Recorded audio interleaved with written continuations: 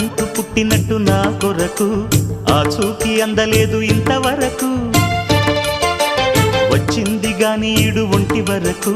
వేధించలేదు నన్ను జంట కొరకు చూశాక ఒక్కసారి ఇంత వెలుగు నా వంక రాను అంది కంటి కునుకు ఈ అల్లరి